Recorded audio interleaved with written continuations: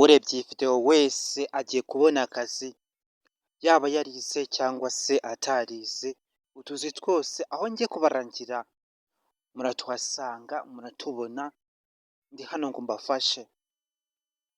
Ikaze, ndi umugaragu w'ibyegeranyo n'amakuru, Pero TV Happy, ngiye kubagezaho amakuru ya nyayo kandi twamamariza ubuntu hano.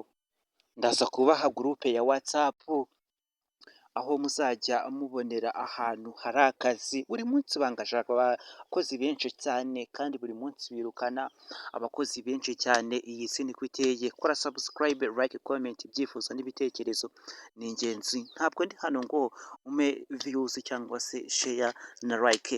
Ibi ni ibintu ndi kuguha ngo bigufashe, bikugirire akamaro. Ubu ni ubuhamya ngiye kubaha bwa nyabwo. Urashaka akazi, wicikwa igihe ntabwo cyawe cyari kiragera, ariko uyu munota niba urebye iyi video kirageze ngo ubone akazi. Ubushomeri, ntuzongere guhura n'ubushomeri na rimwe bibaho mu buzima. Niba ushaka akazi rero, hamagara iyi nimero ubona 0782 42 44 68. Ibi ni ibintu byambayeho. Abantu mwese mutazi Jobnet, ndaza kubaha ubuhamya mbahe n'ukuntu bigenda uko ushaka akazi. Jobnet, iki ni igikorwa kiba ngarukamwaka, kikaba kimaze kuba ku nshuro ya 14. Jobnet, iyo ugezeyo hariya kuri Camp Kigali uhura n'abantu benshi, abashoramari benshi, abakora imishinga itandukanye bitewe n'akazi wifuza n'ubushobozi ufite n'ubuhanga ufite, ariko ntabwo bisaba ubuhanga buhambaye. Icyo ushaka cyose ni akazi. Waba udafite ubumenyi buhambaye, akazi urakabona. Uhura n'amakampani menshi cyane yamamaza, akubwira ibintu akora. Amwe akora insenda cyangwa se atunganya ibintu biva ku buhinzi, bworozi n'ibindi byinshi cyane. Waba warize bitewe n'umwuga wize, abize networking n'ibindi byose, cyangwa se ibindi byose waba warize, uhabona akazi. Dore uko bigenda, baza kubaha lisite mukiyandika, ariko ushaka akazi bakababwira abakozi bakeneye, noneho nyuma yaho mukazongera mugafata amafaranga yanyu nk'uko mugatega mukajya gukora ikizami. Ariko ntabwo ari uko bigenda. Ndi hano ngo nguhe ubuhamya kandi nkuhe n'amakuru ya nyayo. Dore iyo ugezeyo, twagezeyo nari mfite kategori B, nagezeyo nkora ikizami nk'abandi bose, cyari cyo gutwara imodoka. Twarakoze, turangije gukora, ariko bimenye ugomba kwitwaza akantu kugira ngo bicemo neza. Tuhageze twakoze ikizami turatsinda. Nari mfite amanota meza, ndi uwa kabiri, ariko uwa mbere n'uwa kabiri n'uwa gatatu ntabwo twahawe akazi. Kubera iki tutahawe akazi? Twasanze hasabwa akantu muri Jobnet nyirizina nta kantu kabaho, ahubwo kuritera aho bakurangira akazi, aho ugiye kugakorera ugomba gutanga akantu. Icya mbere ni amafaranga, ubundi amakuru. Ibyo ni ibintu bibiri bigomba gutuma uhita ubona akazi mu gihe gitoya. Ubwa mbere ngiye nuko byagendekeye, ariko ubwa kabiri nagiye byose bifite akantu. Ndavuga nyine amafaranga. Icya mbere ni ukuba ushoboye kuba wakora akazi, noneho ukaza kuba ufite n'akantu bakagusaba ukagatanga. Muri Jobnet nibyo bibayo. Naho ubundi kugenda, uragenda bakabaha amabwiriza, bakabigisha, bakabereka abashoramari, bakabereka amasitati y'ibyo bakora byose, ariko ibyo ngibyo nubigendera gutyo gusa udashoye, nta kazi uzigera ubona habe namba.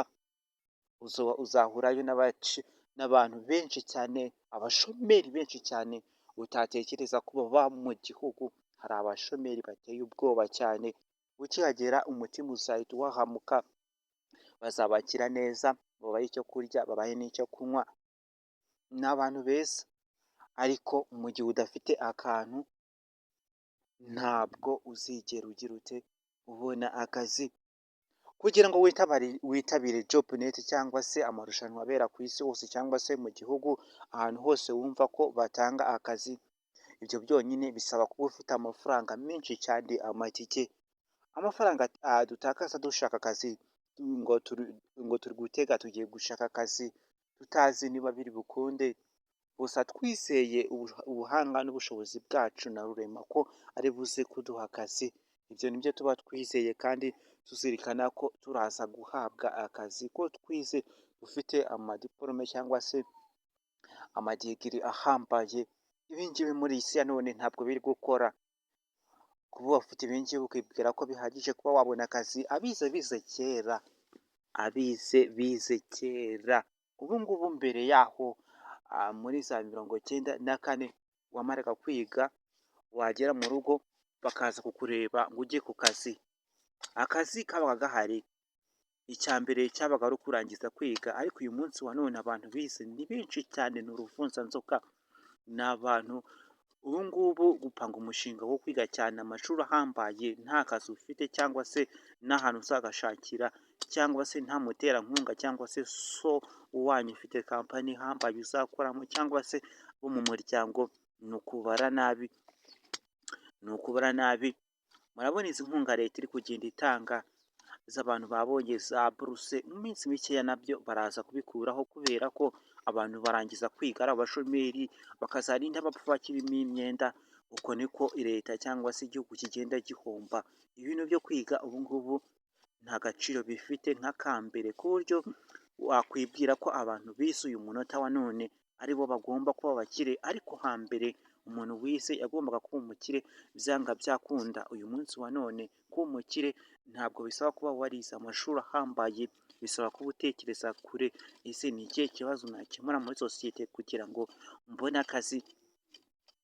Ita Jobnet akazi narakabonye, ndagafite n'abandi bagenzi banjye, ariko uko byagenze ni uko nguko, nakoze inshuro nyinshi kugira nkabone binsaba igishoro, bitewe n'umubosi uzagukoresha n'aho uzakorera, akantu bazaguca ntabwo gashobora kungana n'akanjye bitewe n'akazi ukora.